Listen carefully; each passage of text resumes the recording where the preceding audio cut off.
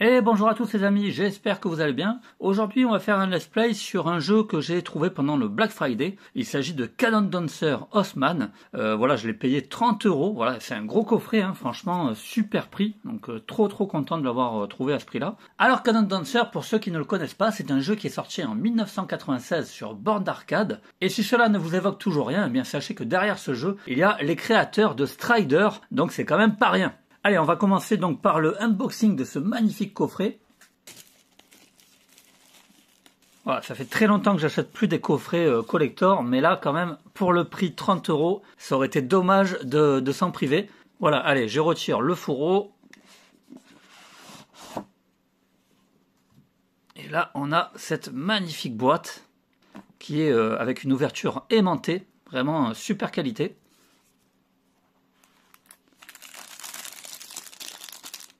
Alors je découvre le collector avec vous, hein. Franchement c'est magnifique. Alors là on a un petit présentoir avec notre petit héros comme ça en pixel art qu'on va pouvoir insérer dans cette plaque. Très joli. Ensuite nous avons un CD de l'OST avec 22 titres. Une petite médaille Cannon Dancer. Franchement c'est ouf, hein, le contenu quand même. Là qu'est-ce qu'on a? On a un genre de petit drapeau ou... Ouais, c'est ça, on dirait un petit drapeau Cannon Dancer, hein, toujours à l'effigie du jeu. On a encore un genre de petit présentoir. Ouais, franchement, c'est hallucinant ce collector, il est complètement ouf. Hein. C'est super beau, quoi. Ah ouais, ça va venir se mettre sur le présentoir. Ah, franchement, c'est super classe. Ça, c'est du métal, top qualité, quoi. Je n'en reviens pas. Franchement, pour 30 balles. Alors, je vais sortir le reste. On a une petite fiche Super Dynamite Action. Ah oui, avec les commandes du jeu de l'époque sur borne d'arcade. Sympa. Après, on a des petites cartes postales. On en a deux. Ça, qu'est-ce que c'est? Un petit sticker. Ah, c'est hallucinant tout ce qu'ils ont mis. Incroyable. Et là, on a encore un poster. Je vais essayer de vous le montrer. Voilà, je ne l'ai pas déplié entièrement, mais il est magnifique lui aussi. Et, ah oui, il est réversible en fait. On a également le design de la jaquette de l'autre côté. Voilà, super collector. Et c'est pas terminé puisque nous avons également encore un artbook dans lequel on va trouver bien sûr toutes les illustrations. Voilà, superbe. Moi, franchement, je regrette vraiment pas cet achat. Alors je l'ai pris sur PlayStation 4 parce que la version PlayStation 5 n'était pas soldée. Et puis la seconde raison, hormis le prix, c'est qu'on est sur un jeu 2D. Pas besoin d'une puissance de feu très importante. Une PlayStation 4 suffira amplement. Voilà, j'ai retiré le blister de la jaquette. Alors bien sûr, on est sur un jeu 1 joueur, il vous faudra 50 MO pour l'installation du jeu, donc ça va le faire. Bien sûr, compatible avec la fonction vibration et avec la fonction Remote Play. Et alors à l'intérieur, est-ce que nous avons encore quelque chose ? Eh bien oui, on a encore le manuel du jeu, hein. Franchement c'est cool. Le manuel du jeu avec donc les commandes et encore quelques jolies illustrations. Génial. Et puis on a même apparemment une jaquette réversible. Donc voilà, un contenu de malade pour ce jeu. Franchement incroyable. Maintenant on va le tester parce que clairement hein, c'est un jeu quand même emblématique des années 90. Et j'ai hâte de le tester parce que je le connaissais mais je n'ai pas vraiment souvenir d'y avoir joué. Donc on va découvrir ça tout de suite les amis.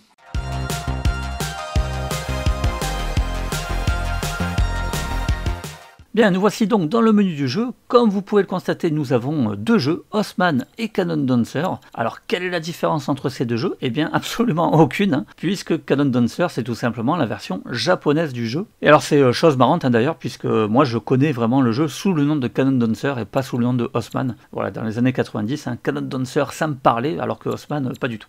Bien, ensuite, vous avez des options. Alors, on est habitué à ce genre d'options hein, pour les jeux rétro. Il s'agit de la possibilité de mettre le jeu en 4/3, en 16/9, en plein écran, de lisser le jeu, de choisir des arrière-plans ou encore divers filtres. Donc bah c'est cool, ça fait plaisir. Ensuite vous avez également la possibilité de vous attribuer des améliorations et carrément des codes de triche, mais vous vous en douterez, ça va bien sûr bloquer les trophées, puisqu'en fait on vous propose deux modes de jeu. Le mode standard, donc celui-ci va vous permettre d'explorer le jeu tout en vous amusant. Vous aurez les fonctions auxquelles on est habitué là aussi, hein, le rewind pour revenir en arrière, et donc utiliser les codes de triche, mais voilà, il vous explique que les trophées seront désactivés dans ce mode. Et ensuite vous avez le mode défi. Alors celui-ci bah, c'est vraiment le mode pour découvrir le jeu comme si tu étais dans une salle d'arcade, et par contre il te laisse quand même le choix de mettre deux améliorations, et à l'inverse ce mode vous permettra de débloquer les trophées. Donc ils sont quand même sympas, ils vous laissent quand même le choix de mettre deux améliorations. Alors au niveau des améliorations, bah, on a quand même pas mal de choses, hein. On peut s'attribuer un double saut, ou alors être invincible lorsqu'on saute, être invincible lorsqu'on fait une glissade, être invincible lorsqu'on fait des attaques, se rajouter 4 crédits supplémentaires puis 8 crédits supplémentaires,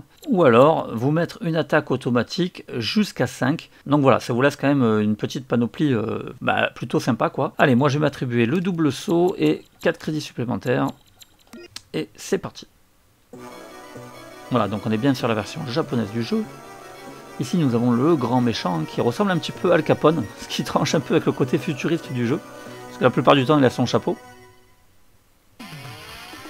Et là par contre, vous allez tout de suite le remarquer, eh bien, le jeu ressemble énormément à Strider, hein. On voit qu'il s'en inspire énormément, mais Cannon Dancer n'a pas à rougir de celui-ci, hein, bien au contraire, franchement je me suis bien éclaté avec. Donc en haut à gauche, vous avez vos 3 points de vie, vous pouvez monter jusqu'à 4. En bas à gauche, vous avez les 3 points pour utiliser votre super attaque, la touche X pour sauter, la touche carré pour frapper, et la touche directionnelle plus bas pour faire une glissade qui peut faire également office de projection. Voilà, je peux prendre un ennemi comme ça et le jeter sur un autre. Et puis ce qui va être intéressant, c'est là vous voyez je frappe, il ne se passe rien de spécial. Et là je vais récupérer ce petit item orange et ça va avoir pour effet de créer un double. Et en fait au plus je vais récupérer des petits items orange comme celui-ci, et au plus je vais avoir des doubles derrière moi. Ce qui fait que mon attaque va être de plus en plus puissante. Donc ça, je trouve que c'est vraiment original. Pour l'époque, c'était quand même plutôt bien pensé. Franchement, un très très bon jeu, hein. Alors bien sûr, hein, pour l'époque, hein, je suis pas en train de vous dire qu'on est face à un chef-d'œuvre, mais pour l'époque, c'était quand même franchement pas mal.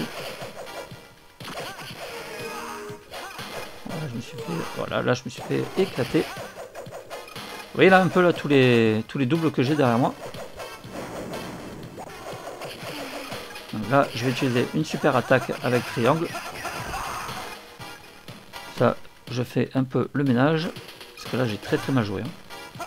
Hop, allez, je réutilise la super attaque. Bon, la super attaque, elle est vraiment dévastatrice par contre.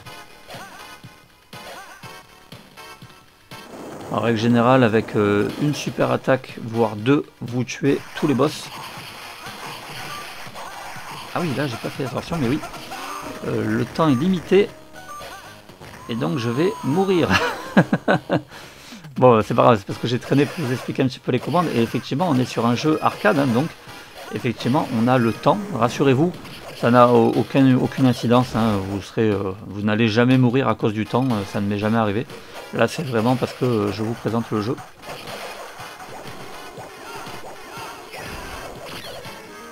Alors vous avez également la possibilité de faire une attaque marteau-pilon à la Zangief. Donc il y a quand même une petite panoplie de coups. Pour l'époque quand même, hein, encore une fois, hein, c'était quand même pas mal. Oula, qu'est-ce qui se passe? Je me suis accroché en haut alors que je ne voulais pas.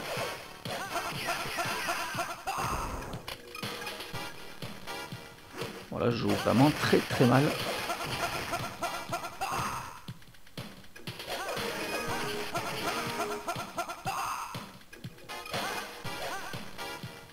J'ai quand même essayé d'arriver jusqu'au premier boss quand même.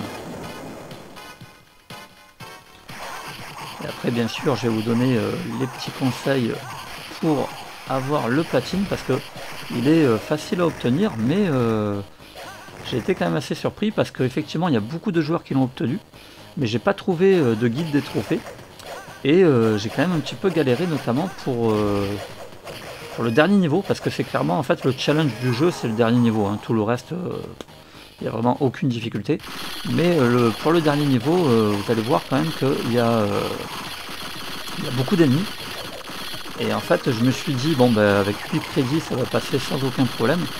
Sauf que bah, ça m'aidait pas spécialement.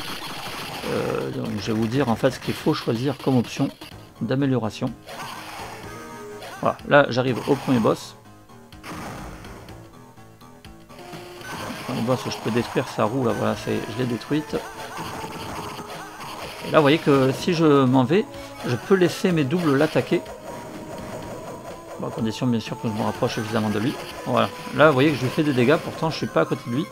Et donc ça c'est important parce que bah, du coup dans le gameplay, ça va vous permettre d'esquiver les attaques ennemies tout en continuant de le frapper. Bon là, je vais mourir certainement, voilà, ouais, j'ai très mal joué. Donc c'est pas grave, hein, lorsque vous mourrez, vous réapparaissez à l'endroit du boss. Voilà, et là, premier niveau terminé. Bon, de toute façon, je vais pas vous montrer beaucoup plus, hein, parce qu'il n'y a que 5 stages. Hein. Donc on termine le jeu assez rapidement.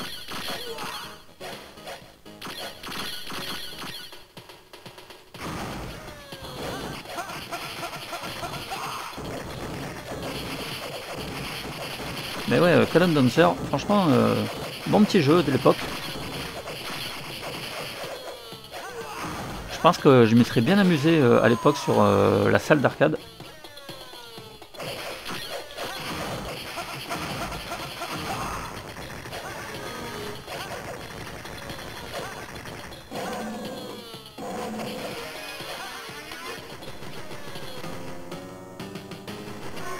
Voilà, c'est exactement le style de séquence qui me fait vraiment penser à Strider. Vous descendez comme ça, des phases de plateforme.